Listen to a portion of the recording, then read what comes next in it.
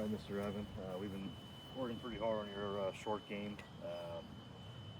You were working on your technique as well as your setup, but also one of the things you said was you're having trouble with is picking your landing areas. So I think a really good practice routine that I like to do is, and again, it's a lot of it is learning. You're learning turf interaction, but it's also developing an expectation and a projection in your mind of what happens when the club hits the ball, when it interacts with the turf, and what happens when the ball lands on the putting surface and how it's going to react. So I think a little bit of developing some experience, and again, when you're playing some higher opponents, it's great to have a bigger toolkit. I think the more tools you have in your kit, the more jobs you can do. So really great drill that I like to do is, a lot of people, this isn't really block practice. This is really,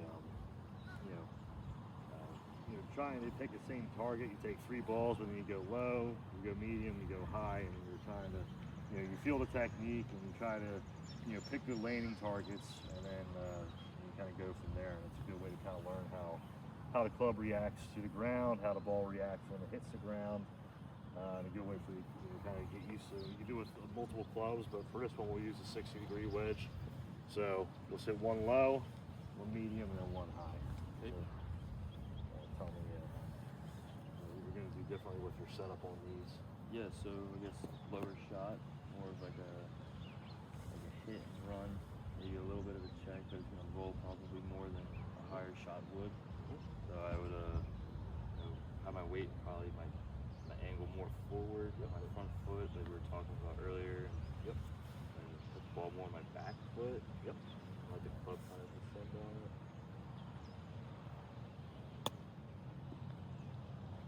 Really good there. Yeah. We'll do let's do one with kind of a medium trajectory. I'll probably land us about 60% of the way there, almost kind of keep it kind of almost at shoulder height, or you would land maybe right around here. A little bit of check and release. Okay.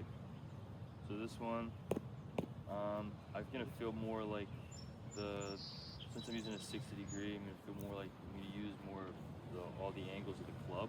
Okay. So I'm gonna feel kind of like the same, a little bit less on my front foot, kind of more neutral, and kind of let the loft of the club maybe go more a little more higher. Good shot there. All right, I'll still do a high one, right? So we're gonna basically get this to land about 75 to 80% of the way there, and it's gonna pretty much just kind of stop and go from there. This one I'm just gonna open the face, touch, and I put more of my front or foot, and have my spine angle kind of neutral, maybe a little bit back to the club kind of more shallow, and the ball more higher.